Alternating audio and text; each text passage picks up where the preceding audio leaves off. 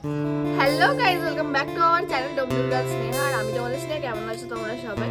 আর সকলকে জানাই শুভ রথযাত্রা।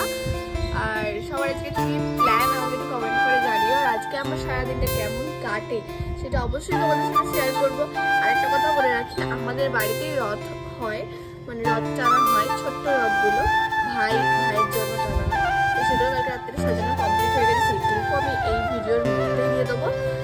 আর কেমন সাজানো হলো না হলো সমস্তটা দেখাবো। আর আজকে কি আয়োজন হলো যোগুর জন্য সেটাও অবশ্যই দেখাবো। ওকে, চলো সঙ্গে থাকো, দেখতে থাকো। বসে পড়েছি সেই প্যাকেট নিয়ে, যে প্যাকেট আগের বছর মা যত্ন করে গুছিয়ে তুলে রেখেছিল। এইতে ছিল জগন্নাথ দেবের রথের সাজানোর জিনিসপত্র, আর সেটি মা গুছিয়ে তুলে রেখেছিল। তো আজকে বের করলাম সেটি। আর এখানে আলপনা দিতেও আমি বসে পড়েছি। দেরি করা যাবে না, রাত পোহালেই যে জগন্নাথের পুজো, তাই দেরি তো করলে চলবে না। ঝটপট আলপনাটা দিয়ে ফেলি। আলপনা দিয়ে তারপর আমরা ঠাকুর সাজাবো। আগে আলপনাটা দেয়া যাক, কি বলো? আর এখানে বোনেরাও একটু হেল্প করছিল, আর ক্যামেরা ধরে দিচ্ছিল ভাই। আর এইখানে এত হাসছিলাম যে সুভদ্রার চোখটা আঁকতে আঁকতে আমার হাতটা লেগে চোখটা ঘেটে গেছে। আমি বলছিলাম যে আমি সুভদ্রার চোখে আঙুল গুঁজে দিয়েছি, মানে কি পাপ করেছি বলো তো আমি। আর এই সমস্ত হাসি ঠাট্টার মধ্যে দিয়ে কেটে গেল রাতটা। প্রায় 10টা বেজে গেল। আর তারপরে এই পরের দিন থেকে ভিডিওটা নিচ্ছিলাম। এখানে একটা ব্লাউজ বাকি ছিল, কারণ তারপরের দিনই ছিল বিপত্তারিণী পুজো, তো তার জন্য একটা ব্লাউজ অর্ডার ছিল। আর জগন্নাথের দিনে, মানে রথযাত্রার দিনে চলে এসেছিল আমাদের বাড়িতে একটা নতুন সদস্য। কি এসেছিল জানো? এই যে স্পিকার। দাদাটা এত সুন্দর কালার আমার জন্য পাঠিয়েছিল যে কি বলবো। আনতে গেছিল মা। যেহেতু ওই দাদাটার কাছ থেকে সমস্ত কিছু আমাদের কেনা হয়, মানে ফোনের কভার বলো, চার্জার বলো, সমস্ত কিছু, তার কারণেই বেশ ভালোই চেনা পরিচিত হয়েছে সেই দাদাটির সাথে। আর বেশ খুব সুন্দর কালারও পাঠিয়েছে আমার জন্য স্পিকারের। আমার তো বেশ ভালোই লাগলো। তারপরে এই করতে করতে স্নান টান সেরে ফেলতে হবে, কারণ ঠাকুরকে খেতে দিতে হবে, জল দিতে হবে। আর যেহেতু শ্যাম্পু কিনতে যাচ্ছিলাম, তখনই ভাবলাম যে ব্লাউজের অর্ডারটা যেহেতু আছে দিয়েই আসি তাহলে আজকে। তো সেই মতোই ব্লাউজটা দিলাম আর এখান থেকে শ্যাম্পু কিনে নিয়ে চলে এলাম। তারপর স্নান টান করে বসে পড়লাম ঠাকুরকে পুজো দিতে, মানে জগন্নাথ দেবের রথে ফুলমালা দিতে বসলাম। ফুল, মালা, মিষ্টি, ধূপ, বাতি, জল, খাবার সব সমস্ত যেমন নিয়ম তেমন মা শিখিয়ে দিচ্ছিল তেমনই দিলাম। আর বলে রাখি, এরপর আমি একটু রেডি হব, মানে রথ টানার জন্য রেডি হব, তারপর আবার রেডি হব, কারণ কি এক জায়গায় যাওয়ার আছে। কোথায় যাব না যাব সেটা ভিডিওর শেষে অবশ্যই দেখতে পাবে। তো আমি ঠাকুরকে ফুল মালা দিয়ে, মানে আমাদের বাড়ির রথটা যেটা টানা হয় ওইটাতে ফুল মালা দিয়ে ধূপ দেওয়ার পর খাওয়া দাওয়া কমপ্লিট করে আজকে আর ঘুমাইনি, কারণ আজকে মা এখন রান্না করছে ভোগ জগন্নাথের। আর হচ্ছে আমি একটু চুলটা স্ট্রেট করে নিচ্ছিলাম, কারণ কি আমরা যাব রথ টানার পর আমরা মেলা দেখতে যাব। এবারে আমাদের এখানেও, মানে আমাদের ডোমজুড়ের এখানেও মেলা বসে, কিন্তু এবারে আমরা প্ল্যান করেছি আরেক জায়গায় যাওয়ার। জায়গাটা কোথায় সেটা অবশ্যই বলবো ভিডিওর মধ্যে, কিন্তু ভিডিওটা একভাবে দেখতে হবে, তবে জানতে পারবে যে কোথায় যাবো। আর ওই কারণেই দুপুরবেলা ঘুমাইনি, কারণ একটু চুল ঠিকঠাক করে নিচ্ছিলাম। আর এই একটুখানি পরে, মানে 4টে বাজলে রেডি হবো, রেডি হয়ে রথ টানা হবে। তো চলো দেখতে থাকো। যে বহু যুগ পর এই ড্রেসটা আমি পরলাম। এই ড্রেসটা বানিয়েছিলাম বাট পরা হয়নি, তো এই ড্রেসটা পরলাম। কেমন লাগছে আমাকে জানিও। খুব এখন আমি কিচ্ছু মেকআপ কিচ্ছু করিনি, কারণ মেলায় যাবো যখন তখন মেকআপটা করবো। এখন জাস্ট রথ টানবো, তারপরে চলে আসবো, তারপর মেলায় যাওয়ার জন্য রেডি হবো, তখন আবার ড্রেস চেঞ্জ করবো, আবার অন্য লোক। ওকে, চলো রথ টানা যাক। যেমন কথা তেমন কাজ, বিকালও হয়ে গেল। এবারে আমাদের যাত্রা শুরু হয়ে গেল।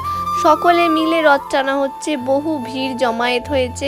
বেশ দারুণ সুন্দর একটি পরিবেশ, সুন্দর একটি মনোরম দৃশ্য আমরা দেখতে পাচ্ছি, বেশ ভালো লাগছে। আর তারপরে এসে গেছিলো আমাদের ডোমজুড়ের বড় রথ, পুরো আমাদের বাড়ির সামনে দিয়েই বলতে গেলে যায় প্রায়। বেশ বড় করে ঢাকি ফাঁকি বাজিয়ে বেশ দারুণ লাগছিল। ওই যে দূরে দেখতে পাচ্ছ, বেশি কাছে যাওয়া যাচ্ছে না ফোনটা নিয়ে, কারণ কি প্রচণ্ড ভিড়, প্রচণ্ড দেখেই বোঝা যাচ্ছে। আর এই দেখো ঢাকি দাদাটা, তারপরে এইসব দিদিভাইরা কি সুন্দর ঢাক বাজিয়ে যাচ্ছে। আর ওই যে আসছে রথ। আমি রথের ভিডিও ক্লিপ অতটাও নিতে পারিনি, কারণ কি প্রচণ্ড ভিড়, ফোনটা নিয়ে টেনশন হচ্ছিল, আর যতটুকু নেওয়া সম্ভব হয়েছে ততটুকু নিয়েছি। তারপরে রথের দড়ি ধরার জন্য সে এক মারামারি কাণ্ড, মানে বলারও বাইরে। আর রথটি প্রচুর ভারী, অবশ্যই মারামারি কাণ্ডই হবে। আর এর মধ্যে থেকে আমরা আমাদের রথটিকে, মানে আমাদের ছোট্ট রথটিকে একটি বৌদির বাড়িতে রাখার ব্যবস্থা করেছি। তো এবারে সেই রথটিকেই নিয়ে যাব, কারণ তারপরে আবার এই যে ভোগ বিতরণ করছি, কারণ বাড়িতে হয়েছিল একটা খুবই সামান্য ভোগের আয়োজন, যতটুকু আর কি, যেটুকু মন শান্তির জন্য দেয়া যায় সেটুকুই। আর এখানে মেজমা একটু গরম ছিল বলে একটু হাতাহাতি করে দিচ্ছিল, মেজমাই দেয়, আমি একটু হেল্প করে দিই। তো এখানে আমি বাটিগুলো পাচ্ছিলাম, তারপরে মেজমা ভোগটা দিচ্ছিল, বেশ ভালো লাগছিল। বোনকে বললাম তুই ক্যামেরাটা ধর আর আমার ভিডিও ক্লিপগুলো নে বলে, বোনও আমার কথা মতো কাজ করছিল। আর ভোগ বিতরণের পর চলে গিয়েছিলাম রেডি হতে, কারণ আমরা যাব আজ অন্য জায়গায় রথের মেলা দেখতে। আজ যাব জগদীশপুর, সেই কারণে। এবার যাওয়ার একটা ঘটনা আমি তোমাদের সাথে শেয়ার করে রাখি এই ভিডিওর মাধ্যমে। আমরা প্রথমে যাব, তো গাড়ি ধরতে হবে আমাদেরকে। আমরা গিয়েছিলাম মা, আমি, ভাই, আমার একটি বান্ধবী আর একটি বোন। যথারীতি টাইম মতো রেডি হয়ে গেছি, রেডি হয়ে গিয়ে বেরিয়েছি। প্রচুর টোটোওয়ালাকে জিজ্ঞাসা করছি জগদীশপুর যাবে, জগদীশপুর যাবে। ডোমজুড়ে যারা থাকো তারা হয়তো জায়গাগুলো চিনবে, তো তারা কেউই যাবে না। 57 থেকে টোটো ধরলাম, টোটো ধরে মনসাতলা, দফরপুর মনসাতলা পর্যন্ত গেলাম। গিয়ে এতই ভিড়, টোটো কাকু কিছুতেই ওপারে যেতে চাইছে না, মানে মনসাতলাটা পেরিয়ে যাওয়া যাচ্ছে না, যেতে চাইছেনও না।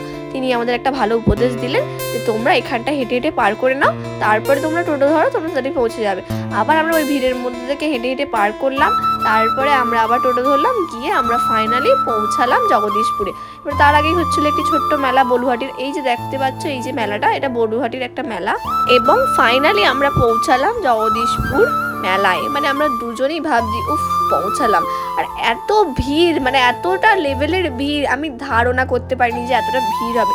আমি কি কি কিনেছিলাম মেলা থেকে সেটা না হয় পরে দেখাবো। আমি হাঁ করে দেখছিলাম যে এই ভিড়ে কি করে আমি যাবো, আর আমি বলছিলাম যে গাইস প্রচুর ভিড়। আর তার মধ্যে থেকে মেলাতে বিক্রি হচ্ছিল জুতো। আমি কোথাও দেখিনি যে মেলাতে জুতো বিক্রি হয়, বাট এইখানে মেলাতে দেখছিলাম যে এখানে জুতো বিক্রি হচ্ছিল। আর এতটা পরিমাণে ভিড় ছিল যে আমি কোনো কিছুর ভিডিও করতে পারিনি, যেটুকু করেছি মানে যেটুকু চোখে লেগেছে সেটুকুই করেছি।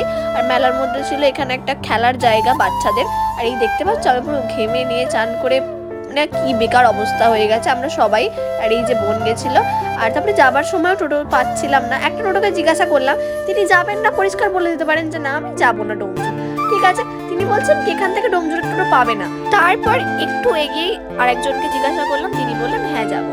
তো ফাইনালি বাড়িতে এলাম, রাস্তা আস্তে আস্তে আবার বৃষ্টি চালু হয়ে গেছিলো। তো টাটা, বাই বাই, ভালো থেকো, চ্যানেলটা অবশ্যই সাবস্ক্রাইব করে দিও, ওকে।